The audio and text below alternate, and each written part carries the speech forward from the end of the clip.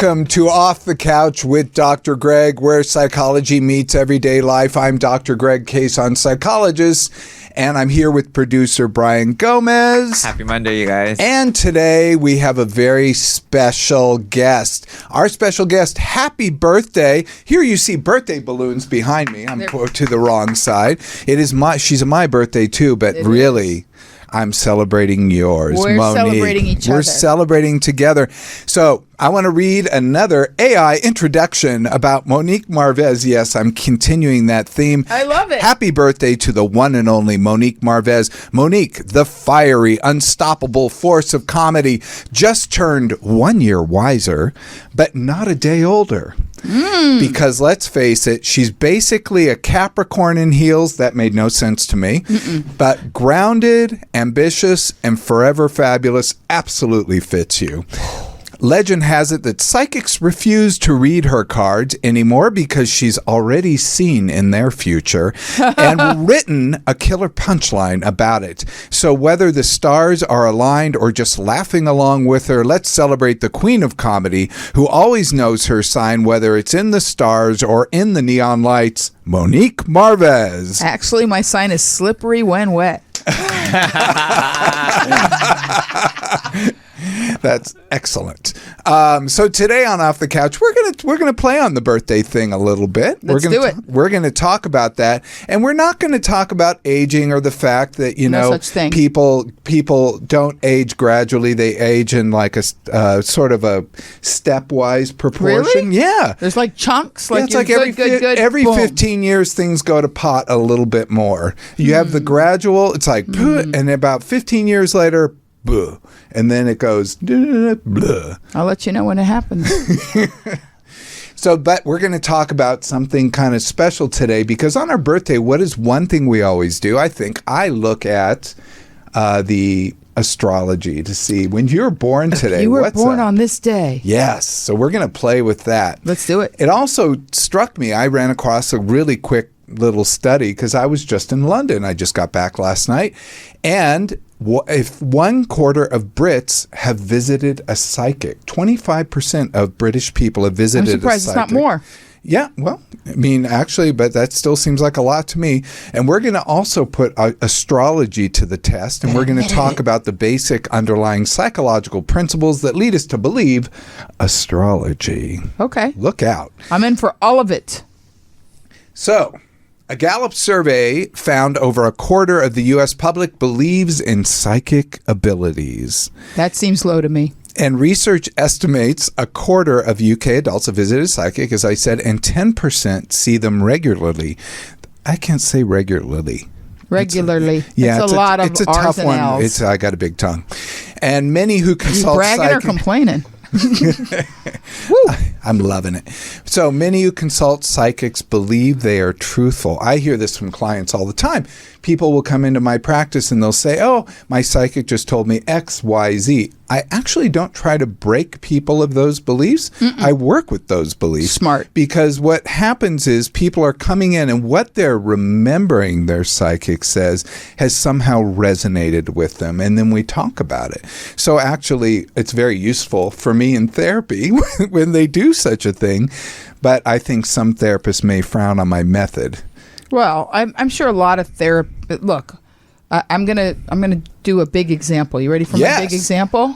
I'm ready for big everything. I graduated high school in Humble, Texas, class of '81, because my parents got divorced and a lot of weirdness happened. Wait, I'm a class of '81 girl too. Well, there you go. There you go. And I graduated high school with Joel Osteen. Yes. And Joel Osteen, do you know who that is, Brian? No. Okay, well, that speaks volumes about you. I'm just kidding. Does not watch Sunday morning TV. Okay, well, and not even, but the bottom line is he's a televangelist, I guess would be what you would call him, like big church preacher. You know how they call him, mega church preacher. Yes. But here's the deal about Joel. He did not study theology. He kind of inherited the practice from his dad. And because he studied out here at Fullerton, he wanted to get into television and film production. So he started filming his father and putting him on TV. And then his father had a heart attack and said, you got to fill in this Sunday. And Joel was like, no. And the rest is history. So if you watch him, he blinks. He has a lot of weird tics. They've gotten less over the years, but he's actually the real deal. I've known him since he played basketball with my drama student friends. He's the real deal. Whatever you want to call it, whatever you want to call that intangible thing, whatever you want to call the star quality of faith, he has it. And because he's so super, successful, by the way, never asked for money. He's made all of his money, never asked for money. He makes his money from his books and his media deals. And if you are at a Joel Osteen appearance and you want the literature and don't have the money, they will give it to you. I actually, when I do comedy and I sell my CDs as comedy by contribution and tell people, look, I just want you to have it. Give me whatever you think is right, whatever you're comfortable with. I don't care. I've already been paid to be on the cruise. I got that from Joel because he doesn't have a set price for his he has a suggested price, but he wants you to have the material, which we'll circle back in the psychic part about that.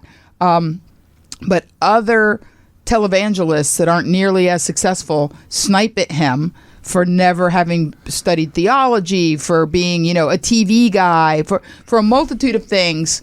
The front dog in the pack is the one that gets his ass bit. And that's just, if you're in the back of the pack, no one's going to bite your ass. So it's true. If somebody's criticizing... Unless they're chasing you. Yeah, the way you do something.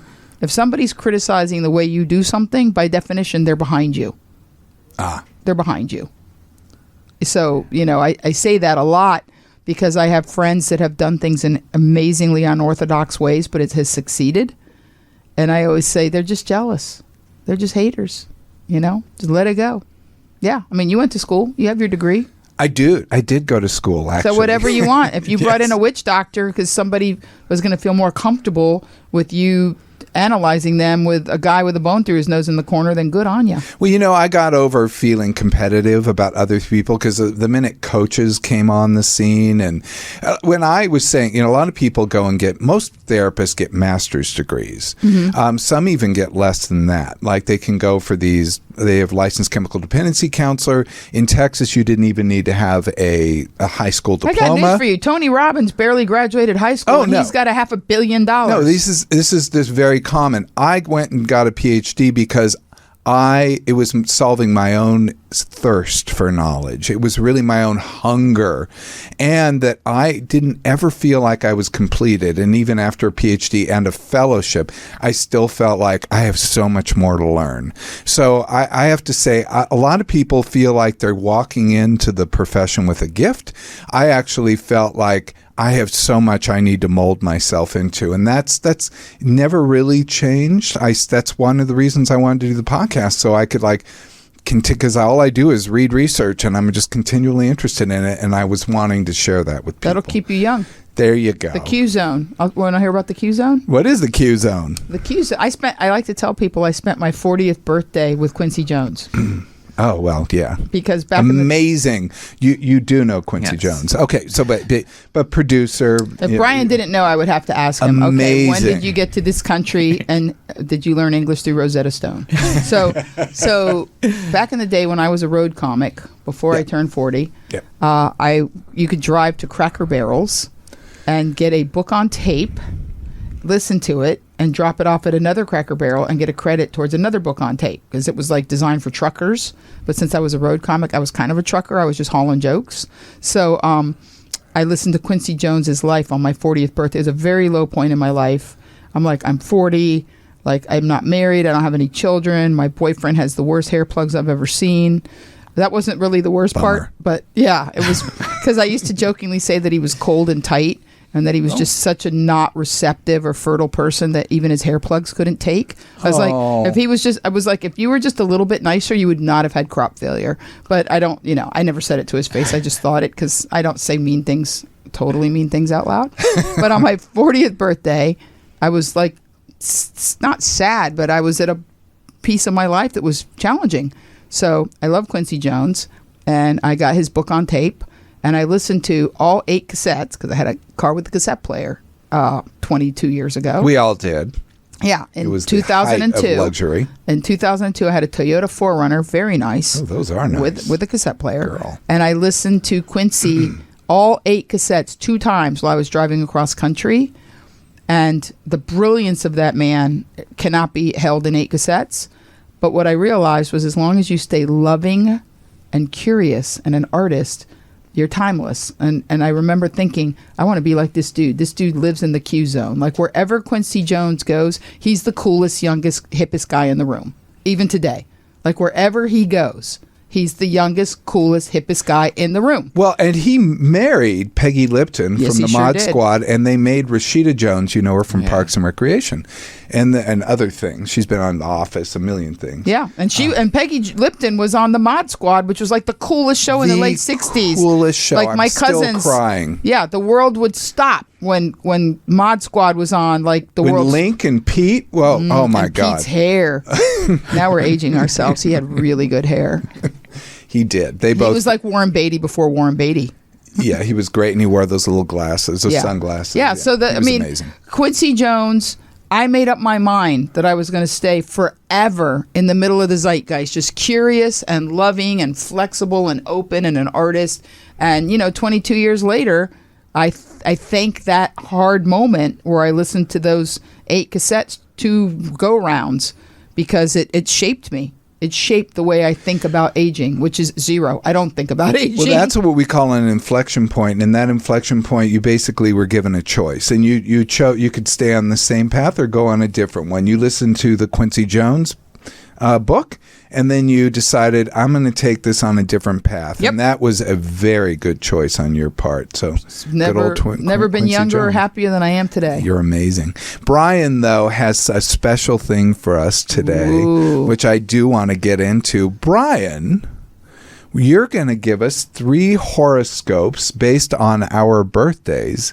So will you tell us how you're going to do this? All right. So first, I will start with Monique. September I'll 23rd. let you go first. Now, can I say who else has my birthday? Yes. Julio Iglesias, Bruce Springsteen, Ray Charles, Romy Schneider, and John Coltrane. Yeah, that's pretty cool. Cool people. Yeah, I thought so. I have Truman Capote. That's very cool. What? In cold blood, Breakfast at Tiffany's? Are you kidding me? I'm not. And Angie Dickinson, but we won't. Angie Dickinson. I know. She was another cool one. The only woman in the Rat Pack. Yeah. So I'm going to read off 3 different descriptions, and you're going to have to guess which one is your actual description for your birthday, okay? The first one is, you are a combination of a childlike innocence and great wisdom. They need to communicate their ideas through action. There is often a great deal of struggle in their lives, but they accept it with grace, knowing that they only become what they envision through the hard work or even sadness. That's one. Mm-hmm. The other one is, you are committed to excellence and achievement.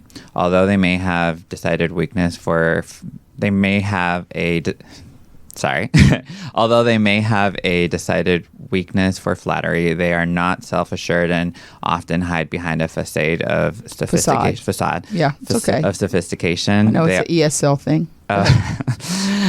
They also have wickedly entertaining sense of humor. And then the last one is, you are energetic, fact finder. These highly verbal people combine a love of learning with good taste, the hallmark of their sign.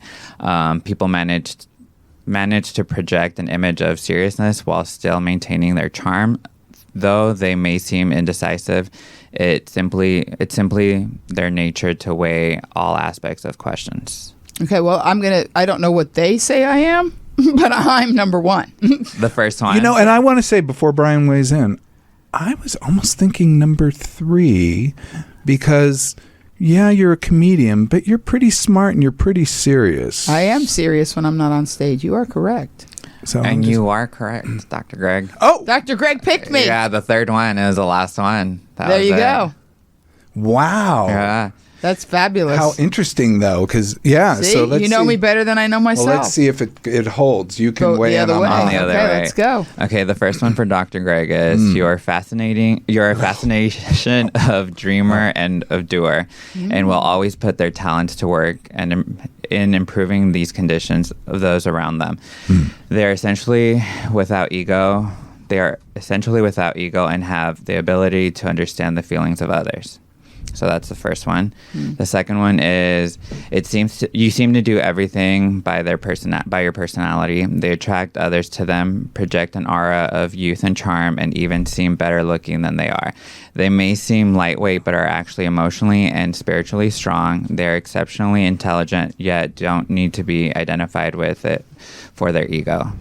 And then the last one is... Sounds too good to be true, but...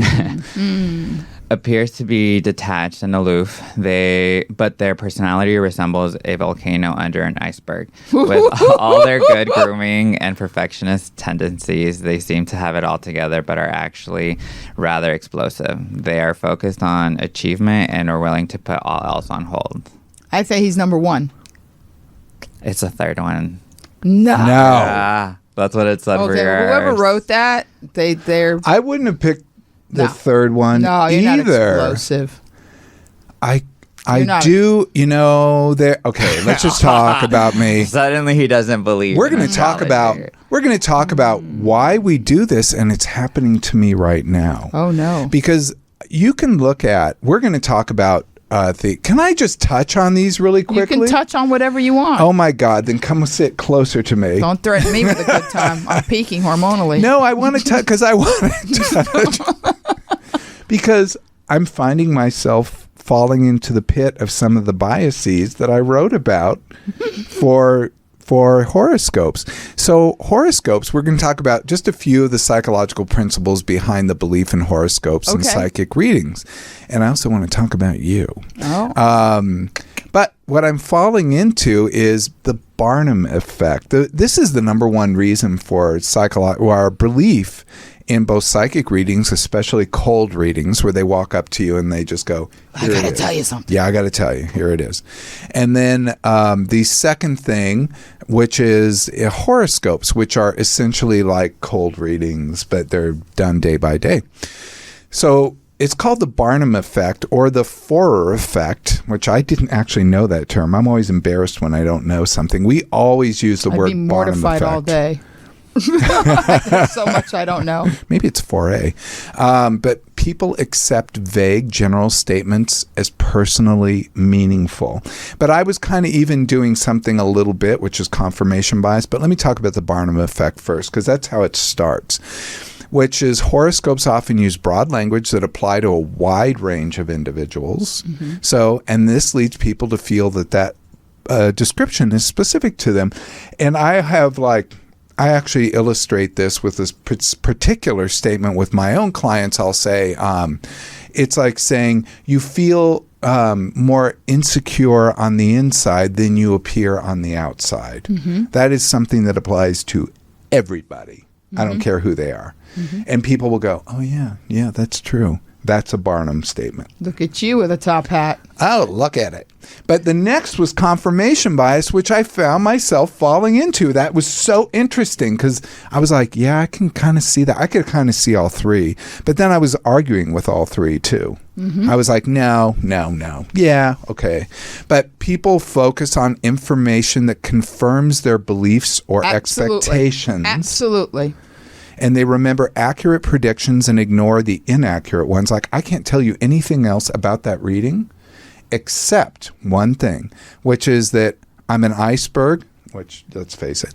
But there's a volcano underneath. Explosive. And I do know that about myself. Oh, and that's something we all know it about you. That's something I keep very controlled because I've spent my whole life managing my own emotion, having to deal with really a very tumultuous upbringing. Mm-hmm. So in dealing with that, you kind of learn how to push it in, push it all in and make a diamond. Mm-hmm. This reinforces the belief that horoscopes and psychic readings are accurate because we tend to pick that out and go, yeah, that does apply to me. Here's why. Mm-hmm. So it's an example would be like horoscope predicts a new opportunity and then we suddenly get a job offer. This is very concrete. This isn't quite as much of a statement as what we just talked about.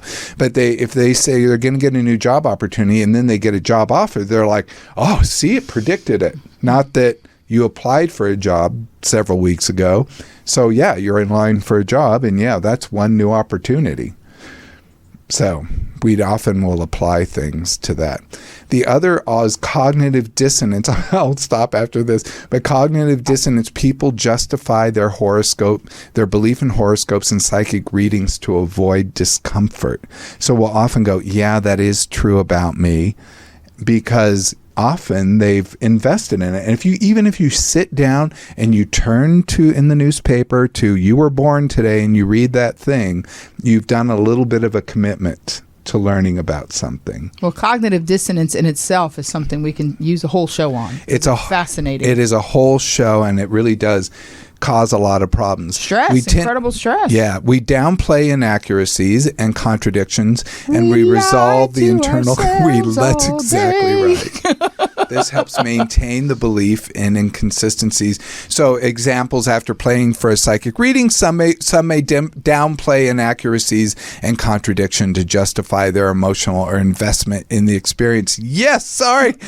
It's 3:30, girl. Yeah. Now, it's 3:30. Okay. Well, let's do that, and then we're gonna very briefly.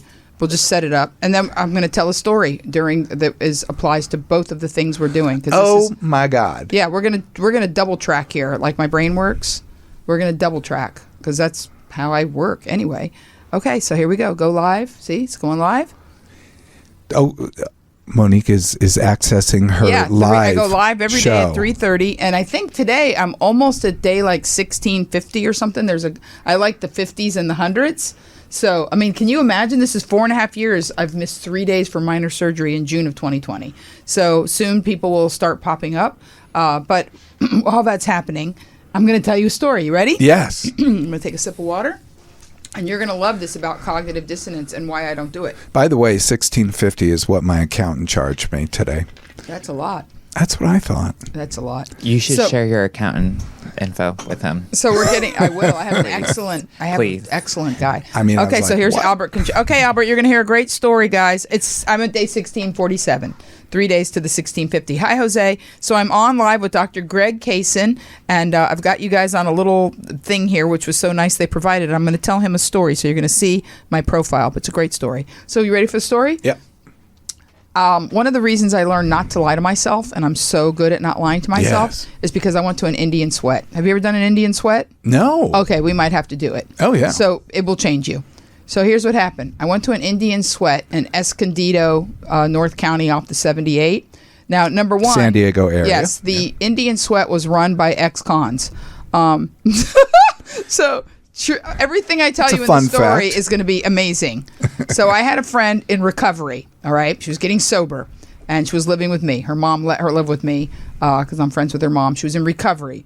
And all these guys were like in a halfway house that were from jail and in recovery.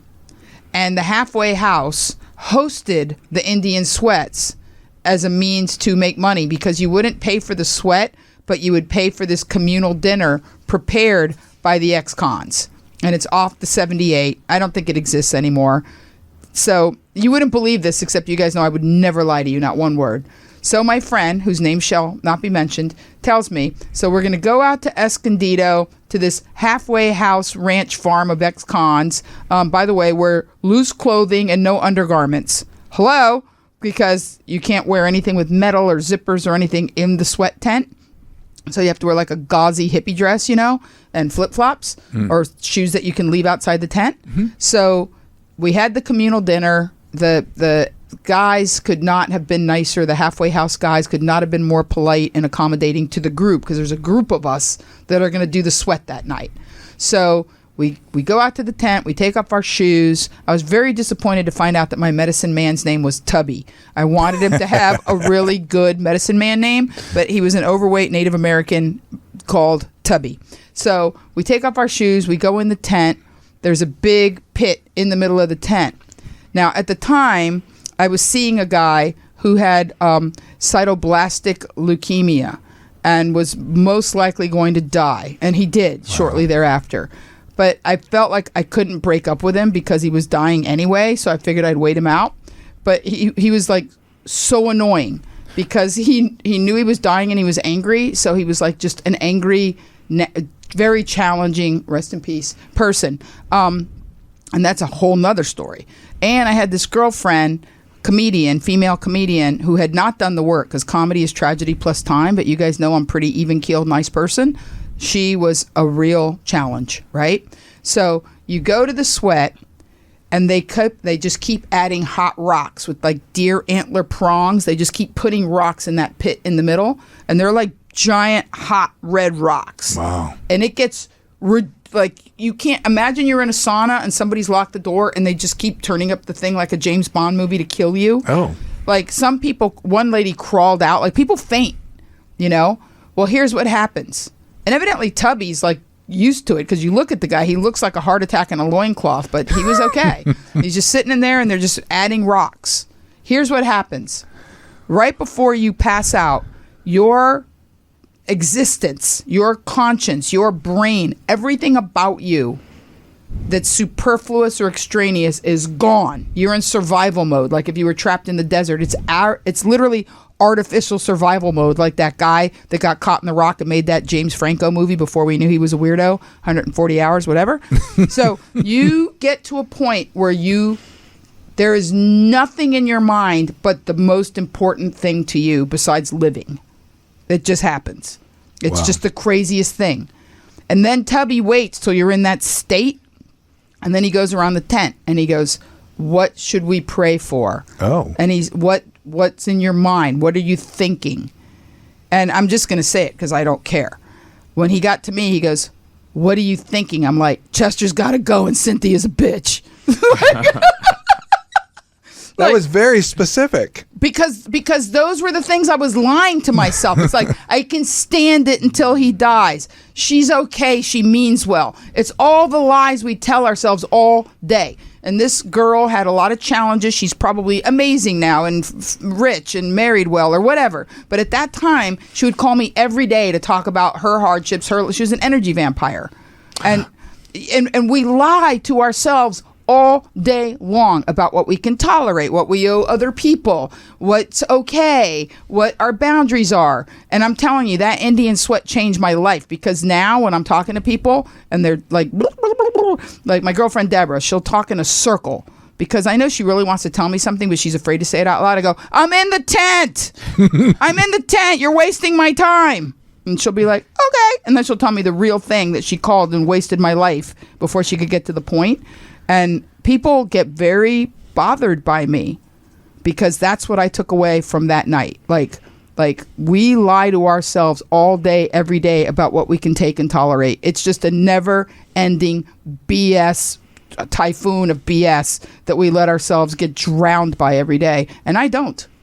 I do not. That's excellent. You know, there are two levels of that. Sometimes we lie to ourselves to tolerate something. Mm-hmm. Oh, hi, Monique's audience. Yep. We lie to ourselves to tolerate, but we also to tolerate things that we really perhaps shouldn't or would benefit from, don't need to.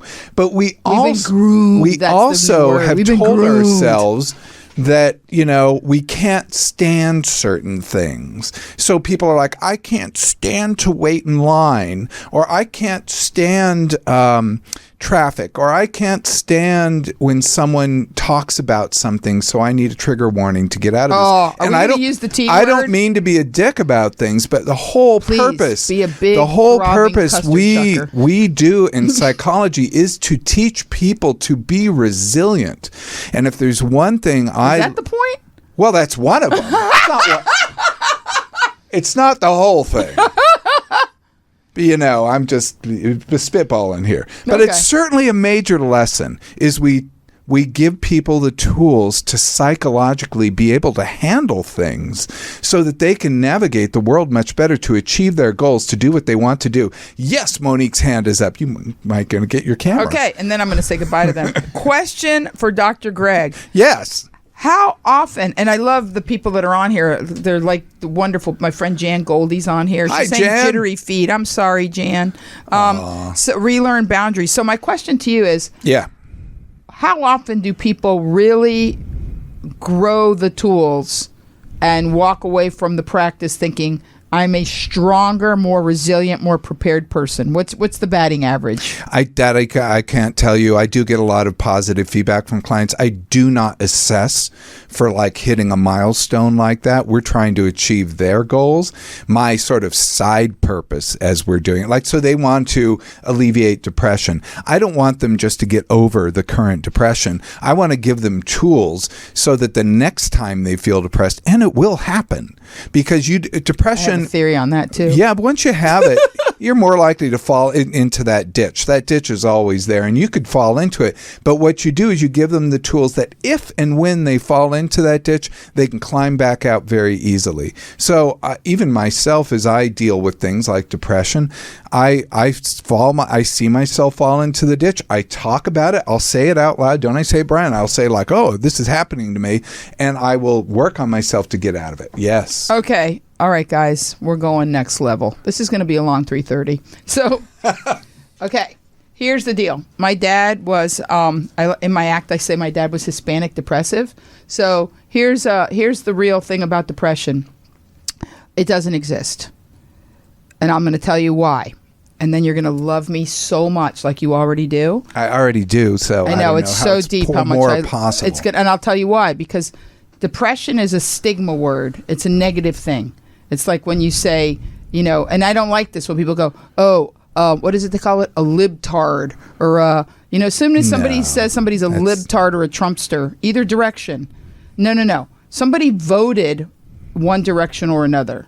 Anything you want to add to that to make it a pejorative is on you. I agree with that. Because I have plenty of friends that have voted both ways, and there's no reason to say anything negative. I don't believe in labels. I don't believe in labels like that. We got this. My friend says, Harry Wilson, when you're dealing with your spouse having cancer, Harry, I got you, bro. I love Harry. He made me a cutting board himself out of wood. It's beautiful, and sent it to me. Thing weighs like 3 pounds. Perfect charcuterie board. So wow. Here, it's gorgeous with stripes. The wood is beautiful. So here's the thing I'm going to tell you. Thank you, you guys. Actually, you support me so deeply. I believe with all of my heart, my dad was brilliantly intelligent and suffered from severe depression. They called it manic depression then, not bipolar, and had shock treatment twice in my childhood. I visited him in a psych ward during the Christmas vacation of 2nd grade. So I'm not just talking out my behind, as people say. Like, I grew up like right next to this. And here's what I will tell you. Your brain has seasons: winter, spring, summer, fall. Mm-hmm. Some of us agree with that. Stick to, I call depression winter. It's winter. Okay, your brain is having a winter. Some people have long, very cold winters. But the thing that makes mental, and I don't even like to call it illness or mental health or wellness, whatever makes your emotional construct within your brain and mind, because let's face it, it's an invisible thing. Your brain is a telephone. It's a thing. Nobody can point to your brain and go, this is where depression originated in this little piece of your brain. You're right. Your there brain is regions, a telephone. Yes. Yeah, your brain is a telephone. It's got a lot going on. It's got a lot going on. Right. A lot of energy flowing through that. So what I tell people, and I know of what I speak, on a very personal level, is that by calling it a name, you've already stigmatized it, and to some degree created, when you say, oh, so-and-so suffers from depression, well, nobody says that in a positive, like, hey, you want me to tell you something about so-and-so? They suffered from depression. You're kidding me. That's like saying, oh, he's super good looking. Wow, he suffers from depression. He has tons of money, a huge penis. Woo! Like, it's never in the same sentence. You know what I mean? Bottom line, it's the way we talk about it. But when my dad was very, very ill, I'll never forget this. When I was in 11th grade, I looked at him and I said, what if it was just okay to be depressed and we found another word to call it? And what if it was just winter? And what if we just knew that you're going to wear sweatpants and eat pudding for dinner, and it's winter, and that's what people do in winter. They wear sweatpants and eat pudding. What if it's the struggle? It's like being a dolphin in a tuna net. It is the struggle. It is the stigma. It is the feeling bad about the circumstance itself and saying, I shouldn't feel depressed. All of that, it's like interest charges on a crappy credit card. It prolongs it. It makes it expensive. So whenever my friends call me and they go, I'm depressed, I go, great, what are we doing about it? And they go, what? I go, yeah, you want to watch a movie? You want to cry? You want to have pudding for dinner? What are we doing? Yahoo, you're depressed. So this is why I love you. Because I want to disagree with you. I was like, you're saying depression doesn't exist or something?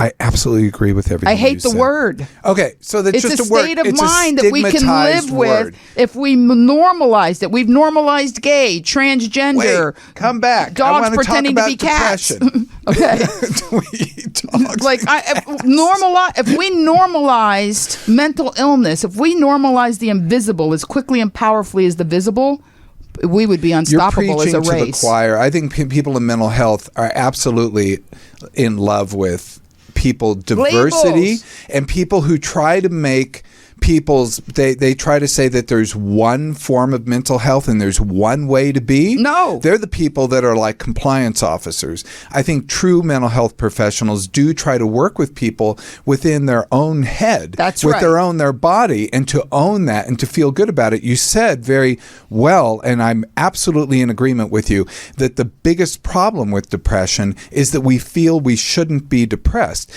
as opposed to saying, I have it. It's happening to me right now. I did fall in the ditch, or it is winter, however you want to say it. Winter. And even a ditch is negative. Nobody goes, that's a great looking ditch. No, but some people like winter. That's true. That's good. But that's just a reframe of it. And what happens is we know with stigmatizing that we change it to winter, and then eventually winter becomes a bad word. So that's just what happens. Or winter becomes a cool thing, like Lizzo being fat. What we do, I do like Lizzo. She's amazing, actually. Who doesn't like Lizzo? I know. She's amazing. She's gotten a lot of flack. But but what was I saying?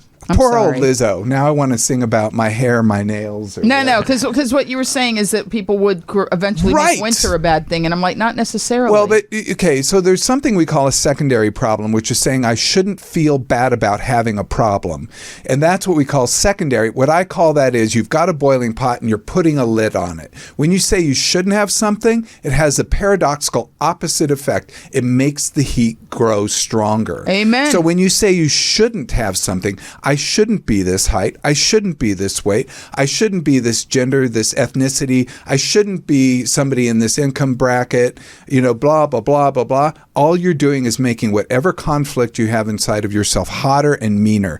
And so when you think I shouldn't have depression, then you are actually making the depression much worse. So one thing we do is something called radical acceptance, which is to embrace what's reality, and to work from reality. I love psychobabble, because even radical acceptance is like, just understand it couldn't have gone any other way and be happy exactly where you are. Well, you can't tell people to be happy because they will choose many other things. Sorry, audience, but the bottom line is we'll finish up tomorrow, guys. Can I sign off? Yes. Oh no, I want you to finish the bottom line. You guys, the bottom line is love who you are and work on your own self. And it being depressed is not a fault; it's just a thing. Yeah, and you can like get having through brown it. hair, and like having brown hair, or eventually going gray and just putting it brown with a little bottle of brown. Why are you looking at me like that? No, I was looking at myself in the reflection.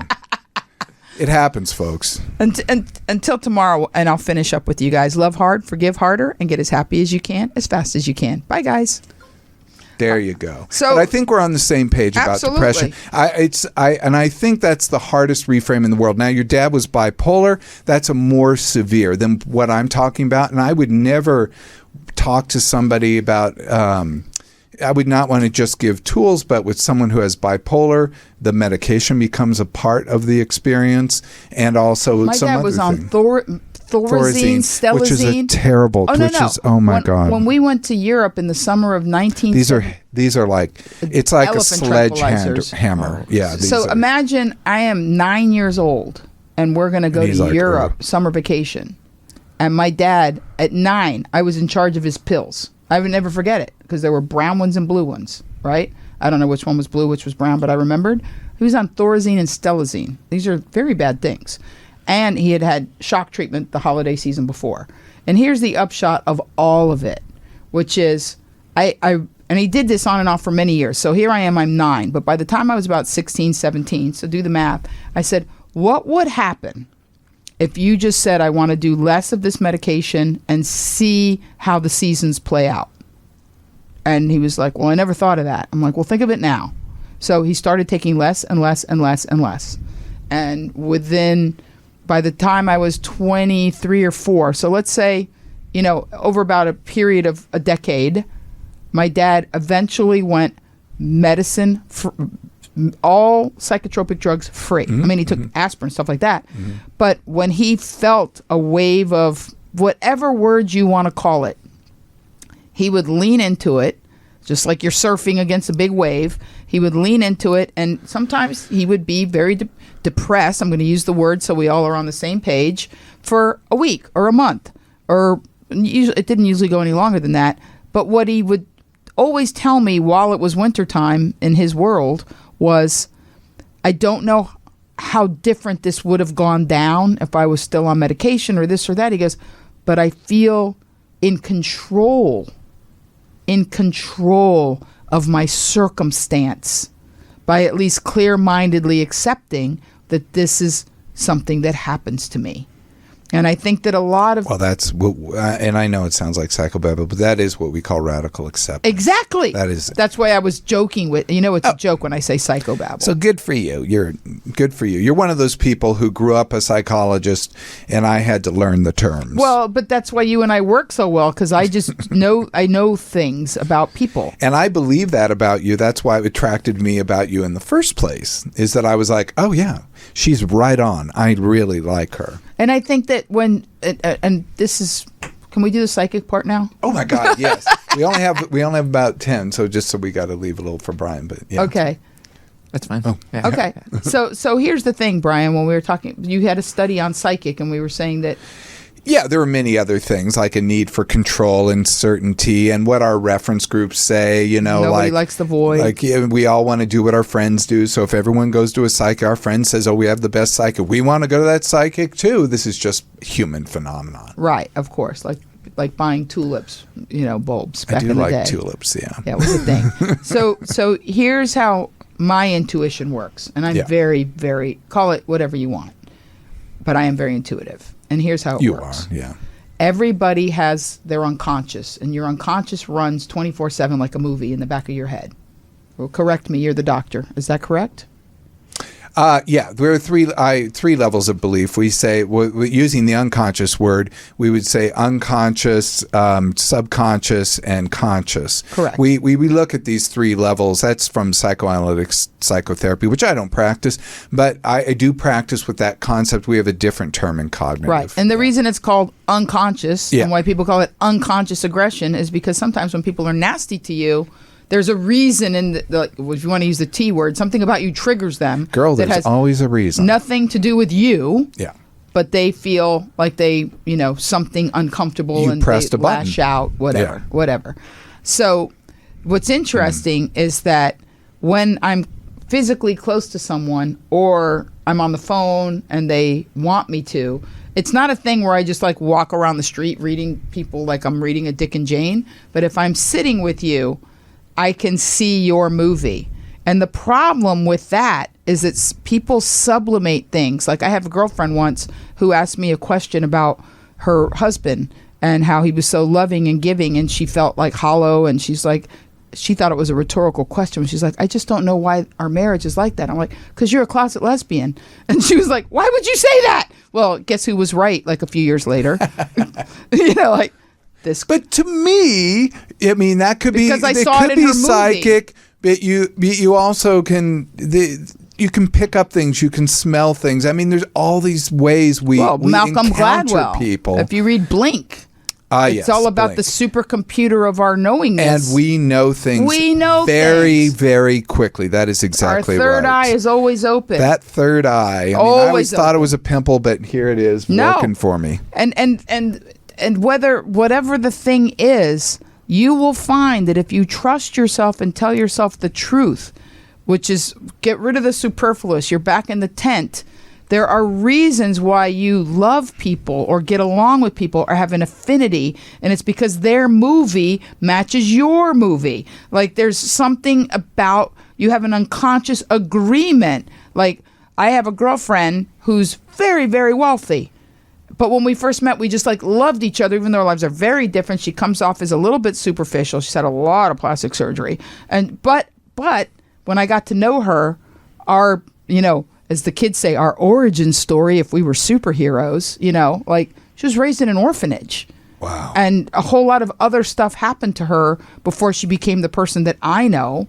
But one day we were eating dinner and I looked at her and I said, the reason we get along is because both of us had childhoods with no margin of error. We had to get it right the first time. Wow. And she looked at me at crustacean over a, you know what I mean? Like, and her eyes, she goes like, that is so well said. Like, I can't even tell you how powerfully that she's like, say it again. We had childhoods with no margin of error. We had to get it right the first time. And that's why we resonate, because on some level, we are, when they say like kinds attract, it's because if we're honest with ourselves, we know the movie. We can see each other's movies. We just don't choose to, because then we'd have to make all kinds of decisions that may be like, that guy's so cute, but you really shouldn't sleep with him. He's a bad person, but he's so hot. And that's the lie. The lie is that we want what we want in our conscious mind, and we want what we want, and we want what we want, and we just lie, when deep down inside, we know truth all the time. Yeah, well, people will override the red flags, and it goes back to, again, we can go back to how they resolve their cognitive dissonance. So how they resolve, oh, I'm so sorry, these are psycho terms, psychobabble I'm terms. teasing you. But it's true. Did I trigger you? No, Did I hurt your feelings? Tell me right now. Tell the truth. I actually don't trigger very easily. Did that trigger you? No. Okay, good. No, but only because I have friends that go to therapy and all of a sudden all they want to do is spew what they heard to make it okay to be a jerk. No, I'm just trying to clarify in my own world. It's sort of like you're speaking, Swahili and I'm speaking French, and I'm like, oh, that word in French is this. Terms. Yeah, we're clarifying terms. That's all. And actually, I apologize, because now that I've said it, psychobabble is never said in a positive way. It's a pejorative for someone who has studied the terminology. I actually don't care about that. I get Isn't it, that funny? But you know what? I would never want to say anything towards you that could be in any way construed as a pejorative. Sweet. I have often pointed out that psychotherapist really is psycho the rapist. Spell it out. And I don't know why people don't make more of that, but it really concerns me. Psycho the rapist. Yeah, and people have it on their door. That's why I'm a psychologist. Yeah, I like it. Can't really screw with that one. Yeah, technically. Well, Brian, you had something for us? Oh, yes. Oh, my. Well, since it's both of your guys' birthdays, I picked Hercules. Brian is doing something very I haven't even looked in the box. Special. He's open. As you hear the crinkling of a bag, Brian is pulling out a big box from Magnolia Bakery. Magnolia! Which, if you live in New York or now LA, is Magnolia Bakery. He went to Magnolia? Is considered one of the very best bakeries, period. There's always lines around the block. Here is our cake. Guess what? Not vegan, not gluten-free. No way, girl. We're doing full fat here. Yeah, we're going. We're doing we're swinging. I'm having all the gluten, all the sugar. We're doing all the things. I want all the things. All the things. I want all the sparkles. So thank you, Brian. You're welcome. You guys deserved it. It's your birthday. Thank you. Yay. Birthday. Who would think we'd be a week apart? Oh, exactly a week apart, and we're both Libras. I'm on the cusp, so we're both Libras. But let's face it, Libras are the best. We are. At least that's what I want to believe. Absolutely. And you know what? What I want to believe is just what's going to happen. Amen. Now we're talking. Okay. Well, gosh, this was such a good conversation. I'm sorry that we have to end it because, damn, you have great things to say. And I want to say, too, I've said this before, I used to listen to you on the radio and loved you. I never in a million years thought I would meet you. That we'd become besties. You were a disembodied voice to me that I just thought was great. So. And now we're besties. We're besties. We're BFFs. Yes. There you go. So thank you for that. I want to say that wraps up our show for today. All right. Okay. Reminder to like, subscribe, give us 5 stars. Go to the study. Well, there's no real. I put a couple of studies about the psychic stuff. Go to youtube.com/Dr. Greg. Also, a link to MoniqueMarvez.com. Monique? Sure. And I put her link to her website. Monique is I went to London. I gave her a little I know. Okay, I have to show you because I was loving on it. So a bear from cute. Harrods. It's a little bear from Harrods. If you've watched The Crown, you know that that guy owned Harrods. Oh, right. His son died. Right. Yeah, that guy. Oh, right. Dodi Fayed's that guy. Father. Yeah, owns Harrods. shall remain nameless. Yeah, he's still alive. That I old forget dude. his name. Yeah. Yeah, Dodi Fayed is I don't even know his first name, but it's Fayed. And he's 90. I think he might still be alive. Yeah. Well, Harrods is happening, let me tell you. Well, he sold it. It's not his anymore. I still went to Harvey Nicks as well, which they're a little competition. Woohoo. So also, if you have any questions or topics, hit me up on socials at Ask Dr. Greg. So this is Dr. Greg, Brian, and the incomparable, amazing Monique Marvez bidding you farewell. And we're going to do Monique's outro today. Can we do it? Monique's special outro. Love, Brian. Love hard, forgive harder, and get as happy as you can, as fast as you can. Oh, I screwed that up. That's Get as okay, happy as you perfect. can, as fast as you can. Yes, there you go. You got it. You had it. Thank you. Yeah. Oh.